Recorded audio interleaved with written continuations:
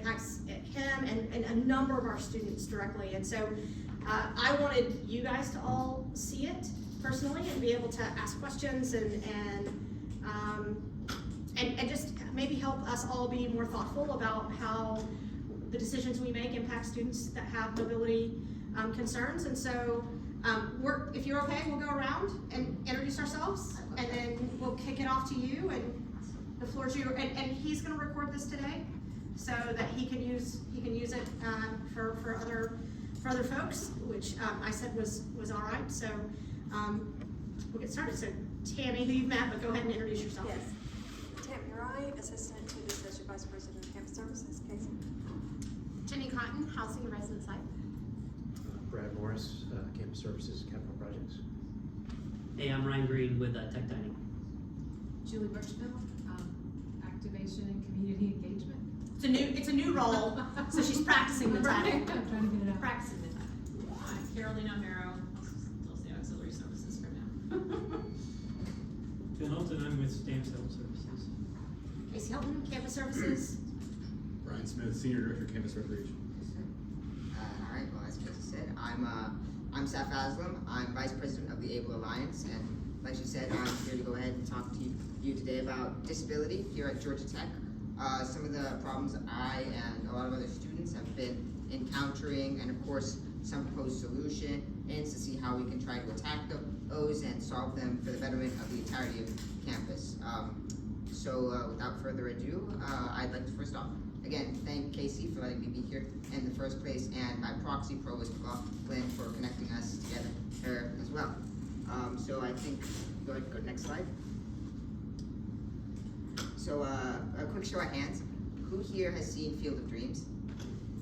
Yeah, that means I don't have to explain it. But for those of you who haven't, just really quickly, in the film, we have a young farmer, I believe played by Kevin Costner, who's told by a mystical, magical voice in the sky to build a baseball stadium, and if he builds it, they will come, they being a group of baseball players. So the reason why I'm bringing that up is because in the film, in order to get the players to come, he first has to build the stadium. And I feel that that should be the way that we approach a lot of these issues. In order to get more disabled students to come to Georgia Tech, or in general just to improve the lives of students, we need to tackle these problems on before they become an issue, versus instead waiting for it to happen and then dealing with it as it is, because as I'm sure you're all well aware in your experience, that leads to a lot of stress on everybody's heads.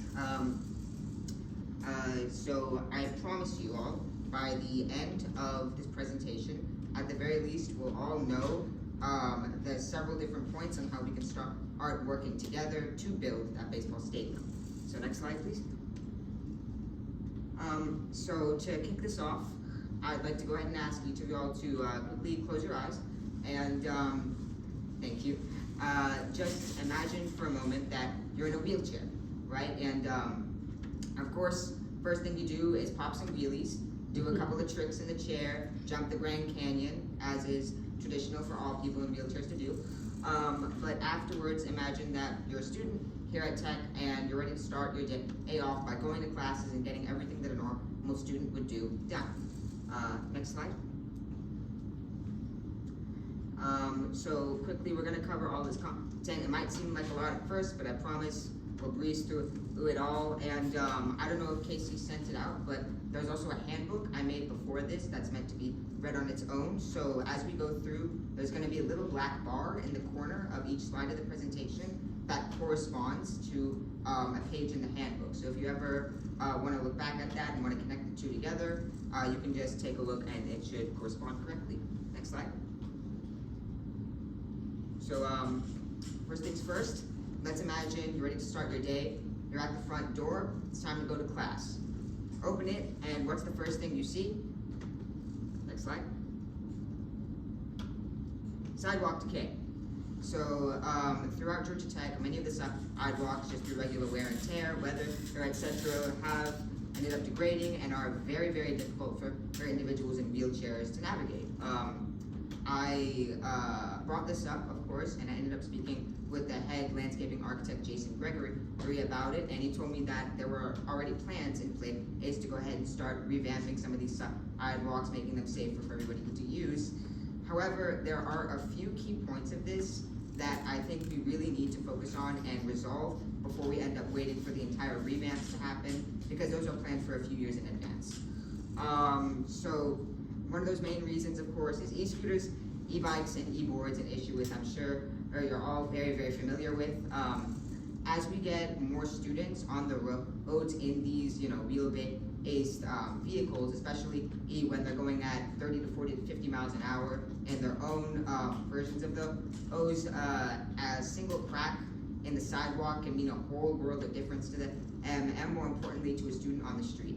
I can't tell you the amount of times that I've had to just narrowly avoid being hit by somebody going 30 to 40 in an e-scooter on a very bumpy sidewalk, which, by the way, is very narrow most of the time. So trying to jump off to the side means that you might end up falling into the road, or more importantly, falling into a ditch. And another part of that is road and ramp safety. So to give a quick example, the road from West Campus to East Campus and Tech Square more specifically, there are, as you know, of course, there are the ramps that let you go down from one part of the sidewalk, go on to the next, right, with a road separating it. Pretty much every single ramp that leads towards East Campus as you get closer has been completely destroyed by people turning on the roads and hitting those things, and as a result, they become a very, very, very severe safety hazard. A quick example of that is at night, back in my first semester, I wanted to see Tech Square for the first time because I hadn't been able to go before. So I tried to walk there, and multiple times, my wheelchair ended up getting caught in some of the cracks and crevices and general degradation of those ramps. And because it's in the area where the road meets the sidewalk, I was essentially right where a turn was in the middle of the night. And as I'm sure you're all aware, student drivers and Atlanta drivers in general aren't exactly the most kind when it comes to paying attention, and that was a severe safety hazard. I truly thank God that my PCA, actually my family, was out there at the time to help me go through, because they were able to dislodge my wheelchair out of those cracks and get me going back on the sidewalk. But if they hadn't been there to protect me, then I'm quite worried as to what would have happened. So bringing these up, of course, what are some ways that we can try to address these issues aside from, just waiting for something to happen? Next slide. So first off would be to integrate ADA into the safety e-walk that we do around campus. This would mean looking through all the sidewalks, seeing what cracks were bad, and more importantly, what cracks were worse, and after figuring out the priority of those, we could then, and how much danger they might pose to students, we could try to resolve those and fix them accordingly, rather than having to fix every single thing, or just waiting for the eventual revamp. Now, that way we at least prevent the biggest safety hazard and the biggest potential dangers to students in general. A second thing would be to create a form which would allow students to report breaks in the sidewalks. That way it isn't just dependent on us to figure out where they are. I actually created my own version of this before realizing a month later that something like this already exists, the landscaping maintenance request form. I had spent an entire month talking to RAs, talking to hall directors, talking to senior students, seeing, hey, is there anywhere where I can report these issues before I'd gone on to administration about it, and nobody knew that it existed, even though it had been there for around a year or two or so. So the thing with this wouldn't necessarily be about creating something new, but instead just making students aware that this form exists, and more importantly, making it a lot easier for them to use it. I did Google searches, I couldn't find this, and unfortunately, sometimes Georgia Tech's websites can be a little bit tough to navigate because of how spread out our resources are. So putting it on the front page of something, or at least ensuring that all RAs or everybody knows about these ahead of time, will really allow us to attack this issue head on and just make good use of a resource that's already available and integrated into our systems. All right, so let's say that you manage to cross those sidewalks, whether it be by just finding a different route or doing what sometimes you might have to cross the road even when you're not supposed to, just to get to where you need to go. Next thing you see that's going to block your way is, next slide, e-scooter littering. So as you guys know, there are rental e-scooters around, and whenever you utilize them, you're able to get on one and then leave it wherever you want, and more often than not, students end up leaving these e-scooters in the middle of public walkways where they serve as a hazard. I frequently had the issue where somebody's left their e-scooter directly on a ramp or on a braille plate, which are the little small braille things in the ground that people who are visually impaired can use to see where sidewalks end. If I didn't have a PCA with me at the time, then I would have been unable to get back to my dormitory actually multiple times. So that's where the real danger comes. But really, to branch off of that, e-scooters as a whole have really become something of a pain point that really needs to be addressed as soon as possible. Over almost 100 students were sent to STAMPS in 2023 from e-scooter related injuries, and according to state law, they aren't even supposed to be used on the sidewalks, but guarantee at least once a week I'll see somebody doing that, because most of the time students don't know or they don't care. So the biggest hazard as well to this also, and the reason why I'm bringing up students being injured is I'm sure you guys are all aware you're in a campus. A lot of college students tend to think that they're invincible, or at least they don't consider how fragile their health is. And I say this as a person who's had to experience how fragile health can be. I've seen kids on e-scooters trying to reenact the Titanic scene, even though I don't think they know how that ended.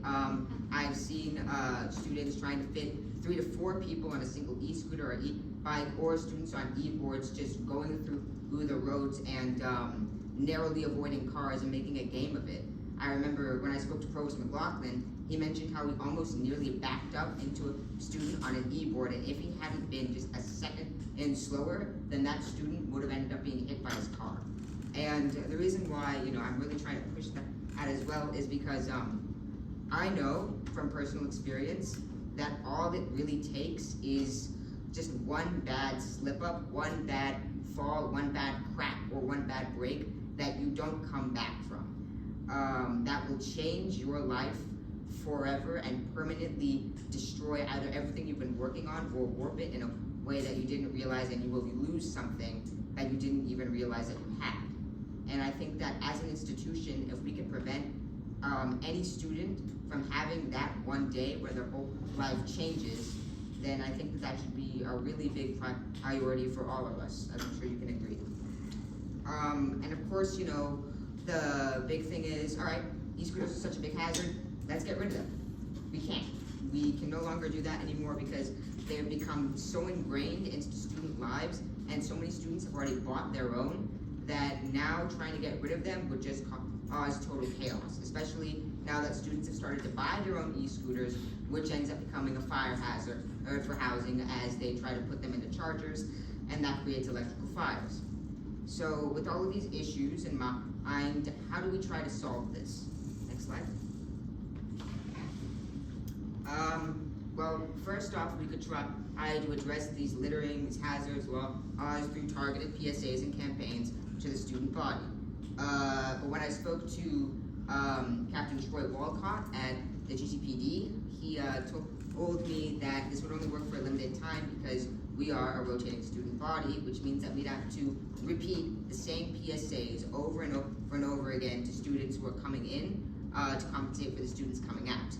And eventually it would lose its effectiveness as more people who see the same PSAs will go, all right, you know what? I've seen this cigarette commercial for the 1000th time. I don't really care about it, and they're just gonna ignore it, or perhaps even flaunt their ignorance of it, which could become its own problem. So with that in mind, a more permanent solution would be to create some kind of finding system where we could use geomapping to create no parking zones and no riding zones that would effectively fine any student on an e-scooter that's riding on the sidewalks or parking their e-scooter somewhere. This would work especially well with something that SGA mentioned to me, which is Georgia Tech potentially thinking about subsidizing the cost for rental e-scooters to motivate students not to buy their own, but instead just use the ones available on campus. That way you solve those two birds with one stone by A, not having students getting their own and causing electrical fires, but more importantly B, when a student is on an e-scooter and they're riding, they aren't going to have to pay a thing unless they try to break the law or try to ride in a no ride zone. So while this sounds great, There is an issue, of course, of getting companies to agree, and more importantly, figuring out the routes that we want students to be going on, and also the areas where we want them to park our e-scooters. As just having a giant pile of rental e-scooters in the middle of Tech Green will end up just looking pretty bad. But I'm sure with the amount of people that are aware of this and the amount of work that I know has gone into this after speaking with so many different people and knowing that there are entire councils dedicated to solving this issue, I think that if we really push on this, we'll be able to resolve it and prevent that student from having that one bad day. But let's say you've rolled past the e-scooters, you've gotten somebody to move it out of the way, and you've narrowly avoided somebody zooming back and forth. Then you get to your class, and what comes next? Next slide. You have accessibility issues when it comes to the scanners and disability door buttons. So a lot of the scanners that we have here on campus are really great. They allow individuals with mobility issues and who are unable to reach out to actually open doors for the first time in their life. I myself, when I first got to tech, spent an entire day literally just opening and closing my front door, going back and forth, as I'd never been able to open in my own door before in my life, and that really meant something to me. Unfortunately, a lot of these scanners are out of order or they're not double placed, which means that you'll have a scanner on the front entrance of a building, but when you go inside, there's no scanner on the back, which means that and you can be trapped. Or like in the West Village Dining Hall, you have a scanner at the front entrance that only opens the first door of a double door set. So you use the scanner, get in, and then you're unable to get in through the second door, and you're stuck until somebody decides to see you and help you get out. And this also extends to disability door buttons. I have encountered more broken disability door buttons here on campus than fixed and working disability door buttons, which really makes it a lot harder to go around campus on your own. And of course, that's only if they're actually in an area which I can reach, as more often than not, scanners and door buttons in general will be placed either too high or too low for somebody who's actually in a sitting position to be able to reach them, or is able to extend their arm, which I'm not.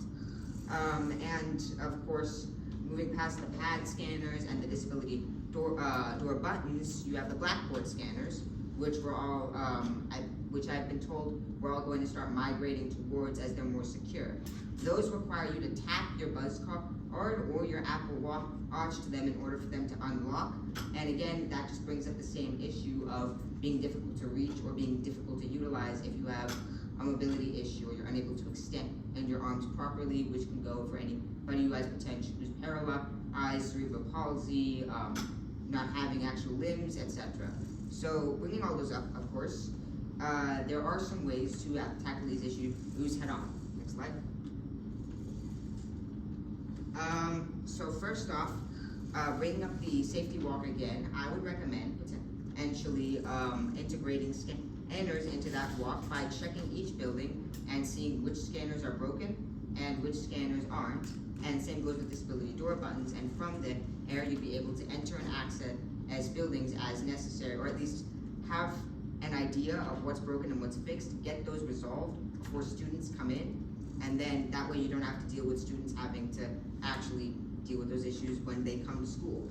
A second thing would be to integrate broken scanners and broken disability door buttons on that same landscaping maintenance request form, which I brought up earlier. That way, you don't have to create something entirely new. We'd be solving two birds with one stone. And again, it's all about ease of access for students, as they're able to quickly and easily say, oh, this is broken. Let me click a button on my phone. Now I know people know that it's broken and it can be fixed. And of course, the final solution, which Provost McLaughlin specifically, he was really interested in, would potentially be expanding on the scanners as a whole and trying to work towards a new solution which could be applicable to all students regardless of their physical capabilities. I recommended in my handbook potentially having a solution where rather than having to touch your Apple Watch to a scanner, if you're in the proximity of one, you can get an alert on your Apple Watch, since we are putting the buzz card into it eventually, tap it, and it automatically opens the door. That way, you could have it work or individuals who are visually impaired, people who are unable to move their bodies at all, etc. Of course, that would be something that would be much more difficult to implement. However, since we're at a tech school and since we're all about building on the future, I really think that this solution would allow us to truly advance the forefront of accessible technology by solving an issue which most people don't even tend to think about. Next slide, please.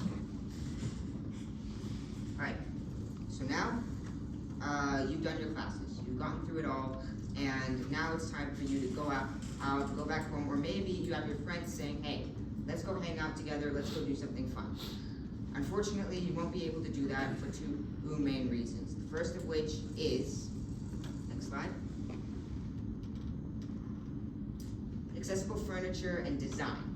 So, of course, Georgia Tech here places an emphasis on community and creating collaboration through students. However, more often than not, the layout and architecture of different events and buildings can make things much more harder for disabled students to access, essentially causing them to be isolated. So, an example of this would be, let's take the Culk Auditorium. So, I have classes in those rooms, and when I first went there, you are unable to go down the stairs because, as you can see in these images, it's stairs. There is no visible ramp. So it was only after speaking to Michael Patton, who's the Culk Facilities manager, that I learned there's actually a ramp that goes down to the bottom of the lecture halls, but you first need to be given access to it. That means that any student who might not have a class in the Culk but still needs to go there for, let's say, the TNM informational panel. That was last semester. It was hosted in the Culk auditoriums. If you're just a disabled student visiting, like I was, you would be unable to go down and greet the people individually and have to stay at the back of the classroom. And more than that, it also extends to the events as well, bringing those up again. During the week of welcome, a time when students are supposed to be ushered into Georgia Tech and told, all right, here's when you're gonna have fun, this is where you're going to, enjoy yourself. I wasn't able to go to any single one of those events because they were so packed, and more importantly, I didn't know where I would fit into that equation, especially with so many rabid freshmen excited to start their college careers or something like that. So I had to stay in my dorm room. Same thing goes for the career fair. When I tried to go there last semester, I entered the CRC. I saw the sheer mass of students. I had my resume at the ready, tried to go in, and was literally spat back out by the sheer volume of students because everybody was trying to get their own things put in. Priority for these events is extremely important, especially when you want to try to include disabled students, as having them go into an entire group of kids with a 400-pound wheelchair at full speed isn't exactly a recipe for success. And of course, you can also bring up furniture as well, which is something pretty basic. A lot of students have wheelchairs which may not be able to fit under the desks here at Georgia Tech because they're either too low or too high, especially if they're in electric wheelchairs with consoles that are unable to move or accommodate those pieces of furniture. The Culk is the biggest example of this. You usually have tables that are too low or too high. Really, when it comes to furniture, you can't just think about, all right, let's put it in an adjustable height table or something like that. There's several key factors you need to think about, such as, next slide. You need to figure out, all right, if you want to put an accessible piece of furniture, you first need to think, all right, are you going to put it in a place which will isolate students who have nowhere else to sit, literally speaking, or will you put it in a place that encourages community with multiple seats for more than one student to sit at?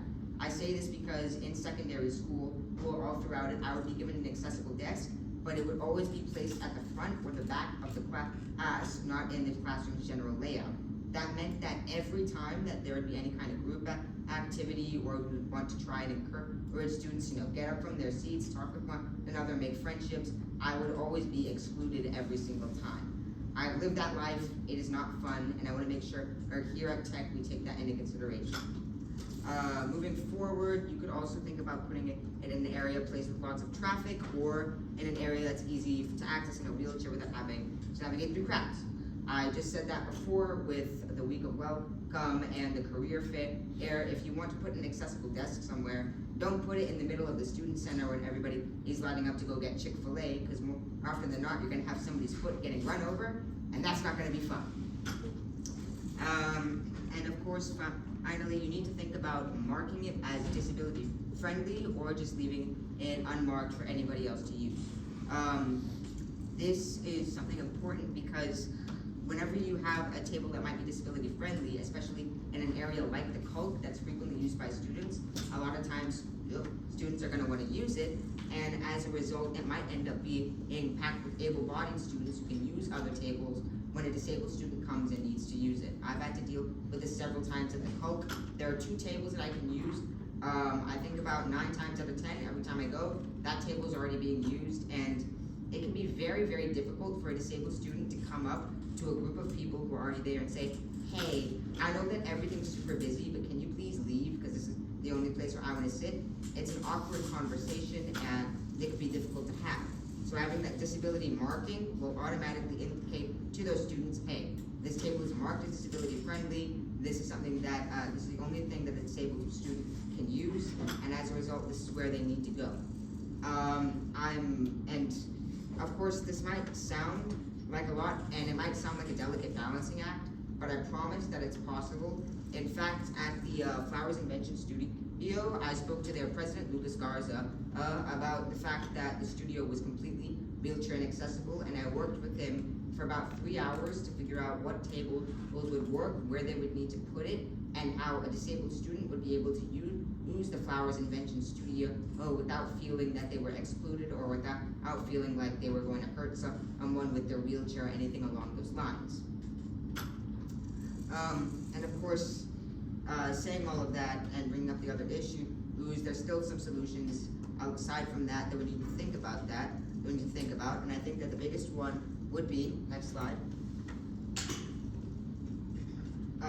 ensuring that every major student center, classroom, and community area has at least one piece of accessible furniture that is clearly marked, and then introducing that or letting students know that it's there through some kind of map that's a diagram of each building's layout, indicating where these accessible spaces are and how they can get there. As a big part of Georgia Tech, especially when you're an incoming freshman like I am, is just exploring and trying to figure out where you need to go and why. I've been told that something like this already exists, which would be the map that lists out all of the gender fluid bathrooms on campus, meaning that if that could be done, then I'm sure that we could create something similar to that at solving the same issue. So let's say that you weren't able to go to any of your friends, you weren't able to hang out with your friends, you weren't able to go anywhere. Now it's time for you to get back to your dorm. Since everything's so terrible, you thought about scheduling paratransit to help you get from point A back to point B back to your dorm, but unfortunately, there's going to be some problems with doing that. Next slide.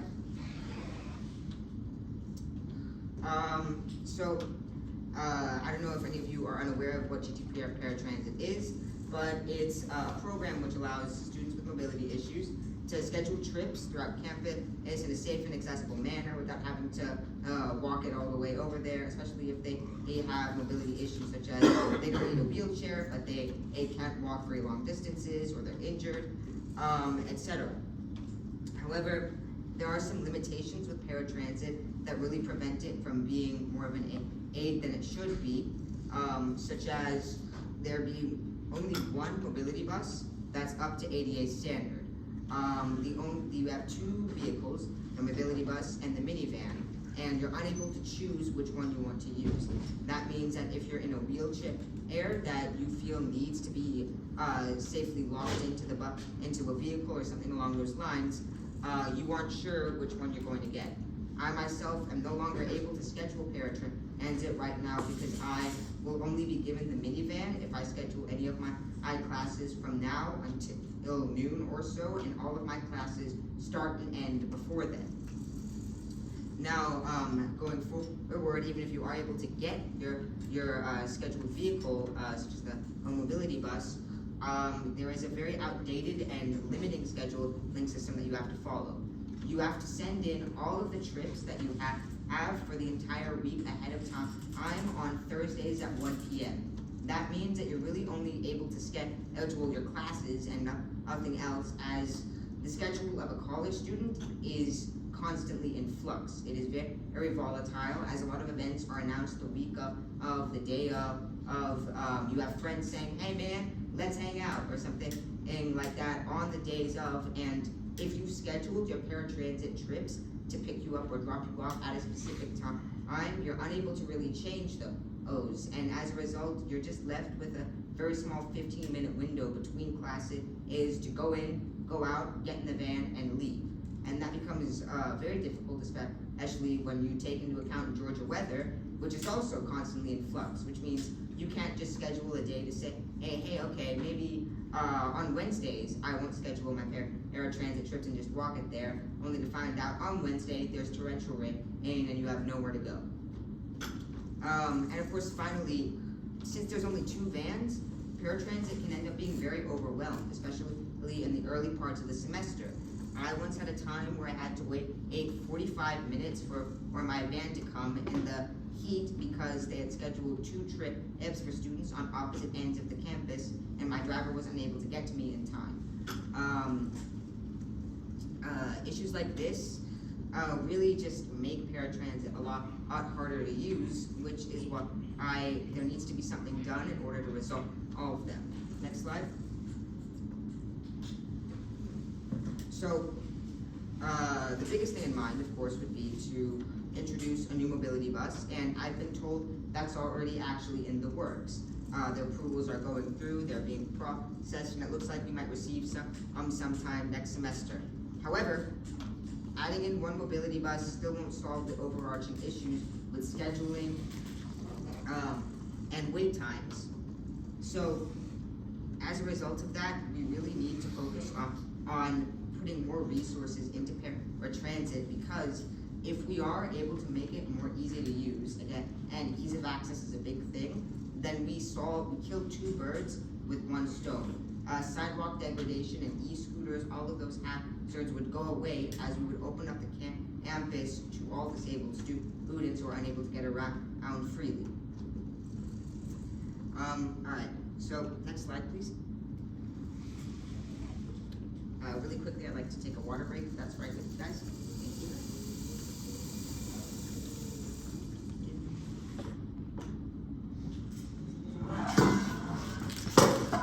That was not me, that was someone else. I don't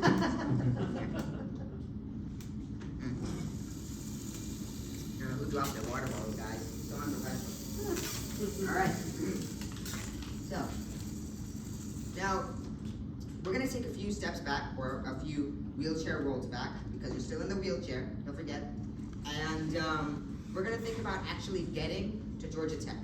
So, that might seem like something pretty straightforward. You apply, you're accepted, you apply for housing, and then you get in. But for a disabled student, getting to Georgia Tech can be harder than the tests and the process to get into Georgia Tech in the first place. Why is that? Well, for starters, next slide. Our ODS outreach and onboarding really isn't as robust as it could be. So a lot of the times, when you're a disabled student and you're looking at prospective colleges, their ODS programs are something you need to take into account from day one. And seeing what's provided and what is a big part of that, especially with first impressions, as those really do matter. So 3 examples of varying success in ODS outreach would be starting with MIT, which is the Georgia Tech of the North, as we all know. MIT, the actual page that you find when you look up disability at MIT is a single sheet which lists out 2 emails that you can contact for further inquiry for disability at MIT. That, as a disabled student, can be very disheartening to see, as it really feels as though they don't care about you, especially when said page is buried behind 2 other different links for student wellness. And when I had actually looked at the page last semester, they still hadn't updated from their COVID protocols, which had already since passed. Now, taking a look at our own website, we do a bit more. We actually have our own external ODS website, but it really isn't aimed towards prospective students and is instead focused more on the students who are already here at Tech. That means that a lot of the resources that we really provide just aren't really touched upon, and a disabled student might not know how much Georgia Tech is doing to cater to them and to accommodate them as necessary. And I think a really great example of that of what to do right would be the University of Florida's ODS website, and just how easy to access it is, and more importantly, how much they provide there. When you go in, you're able to see a variety of different links. You can see their staff pages. They have multiple introductory videos, all with ASL as well for individuals who are hard of hearing. And it would really make somebody who is, let's say, accepted into all three of these institutions and has a disability feel and doesn't have to worry about travel logistics, think that their decision might be a lot easier, as one institution has really proven itself to go above and beyond when it comes to accommodating their needs. So, that all being said, how do we really resolve that issue of outreach to students who aren't already at the institution? Next slide, please. I think the best thing to do would be to just do a general overhaul of our disability ODS website, and instead, of course, keep the links that are already there, but just add in more to explain what we already do for disabled students. This would mean that we don't really have to do anything new, just let people know what we already provide, such as paratransit, GTPD being able to respond to injuries very quickly. That's something very unique that we provide that we just don't put out there enough. And the automatic doors, which I mentioned before, which are such a big thing to individuals with mobility issues. Again, I have two examples. University of Illinois, which is also really great aid for disability issues. They provide tens of different links to different pages dedicated towards telling what their ODS offices provide. Same thing goes with the University of Florida. They have quick check marks lists that show off just what they can do for disabled students. And I think that if we can do something similar, it would really help in showing prospective disabled students that we do care here at Georgia Tech, which just from the looks of this meeting and the fact that I was able to get here in the first place, we really, really do care. Next slide. So the second half of this issue would be focusing more on talking to our already to disabled students who are already here. A lot of the times, especially when you're an incoming freshman, you're unaware of the resources that are provided to you as a disabled student, and you just have to pick them up as you go, which can be very dangerous sometimes. An example of that would be, I don't know if you all remember last semester, that freak incident where lightning struck generators and power was shut off to different buildings. I was on the 3rd floor of Skiles at that time, and there's no way out of Skiles if you're on the 3rd floor and in a wheelchair once that elevator shuts down, meaning I was trapped. I spoke to administration, and they also didn't know what to do when I didn't know what to do, and they ended up calling the fire department in a panic and telling me when the fire department got there, all right, you need to go with them and you need to leave now. That was something that was very difficult for me to agree with, because having somebody lift me up out of my wheelchair is very dangerous because my body is fragile. I don't know how well trained they are. I haven't met the GTPD, the GT fire department before, and I'm worried I might be injured if they try to lift me up in a hurry. Or let's say they want to bring my wheelchair down. My wheelchair is very old, it's very fragile. If they end up breaking that, then I'm unable to go to school, period. Oh, sorry. That all being said, by a stroke of God, the power came on just as they were about to whisk me out of the building, and I was able to go down without worry. But I felt at that moment that Georgia Tech did not care if I lived or died in a real event of an emergency. Like in a fire, if administration doesn't know what to do, I'm trapped up there and I don't know where to go either. By pure luck, I had met Fire Marshal Bridget Morale a few days before. I sent her an email essentially asking, does Georgia Tech care? And she walked me through everything and showed me all of the different safety procedures that I should know as a disabled student, like where to go in the event of a fire if you can't go down the stairs, which is hide in the fire exits, how to talk to GT firemen, and more importantly, just know your rights as a disabled individual. So keeping all of that in mind, there was a clear disconnect between information that is there and the students who need to access it. So how do we bridge that gap? Next slide. Another water break, so sorry. Whew. I don't know how professors do this. I've got it.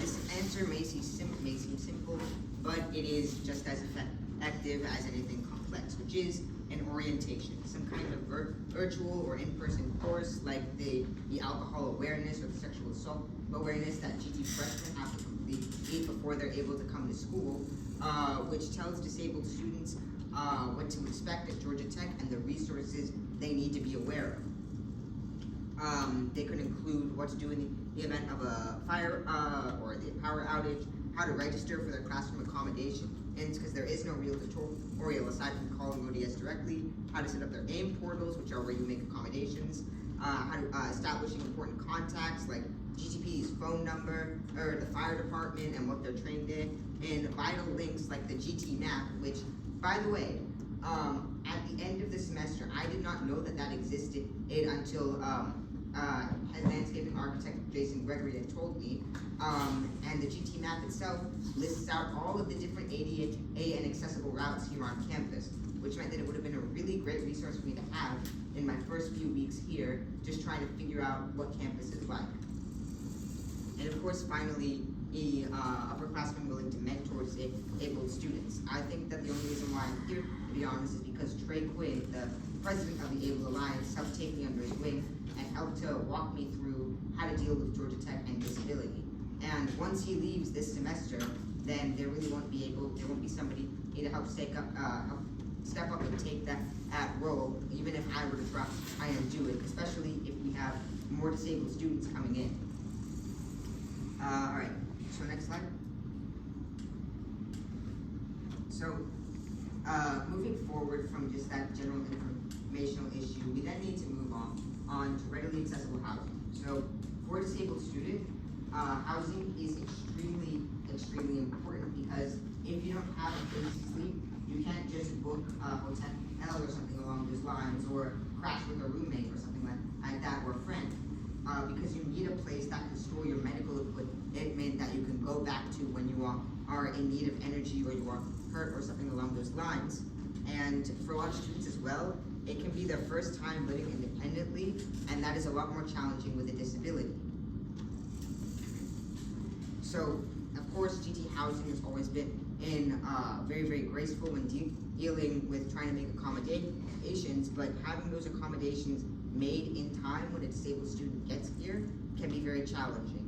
I remember speaking with a few maintenance workers who told me about a student who needed an accommodation, but they needed that accommodation before they came. And since it hadn't been made by the time that they got here, they had to spend a few weeks without that accommodation and trying to figure out their housing while that was being worked on. A student's needs and accessibility issues have to be addressed before, not after. Just like I said before, or with the baseball stadium, you have to build it first, and then the disabled students can come.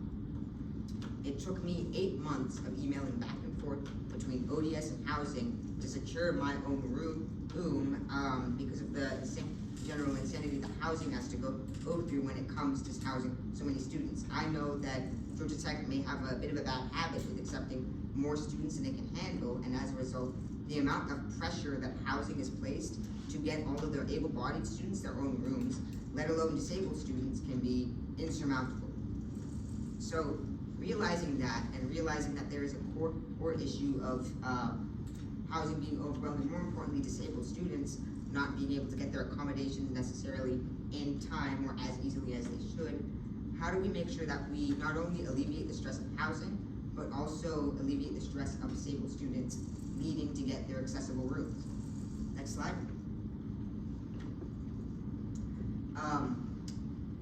West Campus is planning to create its first new dorm room in I think around 20 years or so that's said to house over 800 students.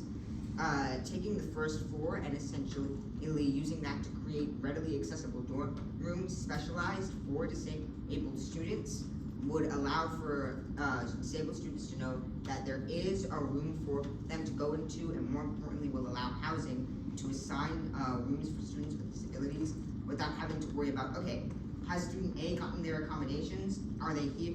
What about student C? What about student D? Etc., etc. And this solution would also require us to not have to modify existing structures, which can be very difficult here at Tech, with so many buildings being as old as they are and being so hard to modify. When I spoke with the DRCP director, which is their Department of Disabilities, we have the cooler name, about general disability and how they were able to do things so well over there, she praised the effectiveness of having an accessible residence hall with entire floors dedicated towards general accessibility for disabled students. Next slide, one last part of it.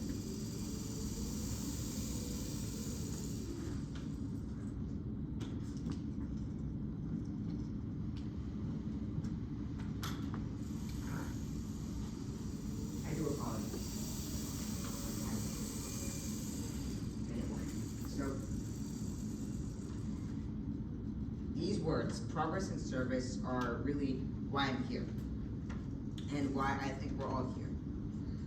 If we're able to solve these issues, or at least start to work on them, and prove that progress and service is more than a motto, but instead a code that our institution strives towards on a daily basis, and if we can prove that we can build that baseball stadium working together, and if we can really prove that Georgia Tech is building a future that is accessible to all, then I think that the world will come to us. Alright, so thank you so much for your attention and your time. If we have some time, I'd love to answer any questions anybody has. Good job, thank you. Thank you. I've got some questions for you. First, I want to thank you for your presentation and joining us today. That was enlightening, and it really got me to thinking about ways, about just the challenges that you guys face in a different way that I probably just walk through my day ignoring all the time. So we appreciate you being here for that. One of the things that really got to me was your slide about isolation and not being able to engage in some of the things. We plan events all the time, but I don't know that everybody considers how you guys are gonna attend. So, especially Week of Welcome. So is there, well, and you may have answered my question, it doesn't seem like there's a lot of orientation prior to freshmen arriving that kind of explains to them how they're gonna get around. No, Is that- ma'am, not at all. When I first got here, I think I got heat stroke multiple times because of that immense heat and just me being lost on campus, not knowing where to go, not knowing where events were, or more importantly, which events would, if any, would ever be wheelchair accessible to me, which meant that I spent a lot of time just sitting in my dorm room waiting for classes to start. And this is me saying that being a Georgia Tech legacy. Both of my sisters went here, and one of my sisters was actually here when I came, and they didn't know how to navigate the campus as well, because, as you said, when you're an able-bodied student, even if you have a family member with disability, you don't really think about those things on your own. So, yeah, I know, there is no real orientation whatsoever. You're just sort of thrown in the deep end of a pool, and you have to figure out if you can swim or not, and more often than not, you just end up sinking to the bottom like a stone. Well, so I'm responsible for planning the Taste of Tech Square event, which is part of Week of Welcome, and it is one of those really big attended events. But if there's someone from your group that would be interested in meeting with me about how to just be mindful of how we can make more Week of Welcome events accessible, and particularly mine, I would be very interested in having those discussions. Yes, ma'am. I'm not sure if so will send it to you, but the handbook, I've included all forms of contact. I'm more than happy to do that, and more importantly also to connect you and anybody else who might be interested or have further questions outside of this meeting with somebody from Able Alliance or myself. Would be more than happy to tell you, right, here's how we can be mindful, here's how we can improve the event, not just for disabled students, but in general, for all students, as I truly and honestly believe that issues that relate to disability, when you resolve them, they end up benefiting all students involved. So as I said, I already worked with Lucas Garza. I'm more than happy to help in anything and everything when it comes to making this campus more accessible to disabled students. I think that we can connect you and Carly with them as well, so it's not just Taste Tech Square, it's all of Yeah, them. yeah, all of those events, yeah. And I work with all of these guys, in their various events that they do. And so, I'll get your handbook, and we'll start having some discussions on, especially if there's like, hey, I've always wanted to go to this, but I've never been able to do that, then let's work on figuring. When you think events like the career fairs and things like that, that really it's a mob going into that space. Like, is there an opportunity that we can say, people that have mobility issues are able to come in 20 minutes early? Right. Just little simple things Yeah. that I feel like is a slight adjustment that we can help with. Yes, I really think that would be possible. I've spoken to a member of the Career Center staff, and he's talked to me about how people who have set up the Career Center will be able to go around and present their resumes to the people who are there ahead of time before all the students come in. So I really think that something similar like that, something small where you just send out an email to potentially students registered with ODS, so it doesn't go out to everybody.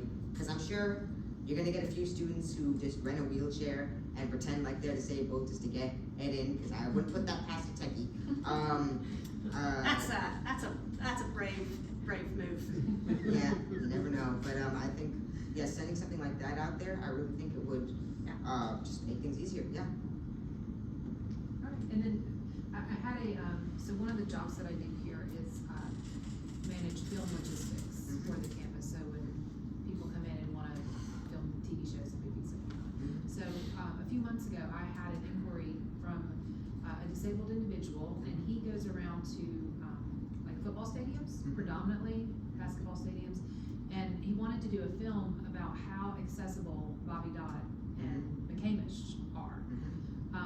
Unfortunately, he had virtually no budget to do this, and so I suggested that he reach out to an organization like yours. I was like, if you come in with some students and partner with some students, we might be able to do this in a different way. So if that's something that you might be interested in participating in, we can partner on that, and I can make an introduction. I think that would be really great. That actually brings up something that I would love to talk about, which is in said orientation, if we were to do something virtually or just put things on our ODS website, doing things that have actual film in them versus just describing them really goes the extra mile. It did so for UF. I really think we could do so here, because I have so many of my friends will say, hey, Saif, you're gonna come to the football game that we're having, and I'll just tell them, I don't want to get trampled, and I don't know any kind of way to get into there. Even if there's an accessibility area at Bobby Dodd, I don't know how to access it. I'm afraid of going there as a result. So having something that is filmed, that shows, all right, here's how you get here's how accessible it is, here's how you can go through the process of getting into that area, I think that would really make all the difference and encourage more disabled students to come there instead of just, again, form on a website that says, all right, steps 1, 2, 3, 4, and 5, and call this number. Yeah, that was his vision. So Yeah. we'll connect you. I'll connect you, and maybe we could make that project happen. I would love that. Thank you. Any other questions, thoughts? I was just gonna say, from a dining perspective, I'll follow up and maybe we can schedule a conversation about navigating the dining hall, some challenges you've had.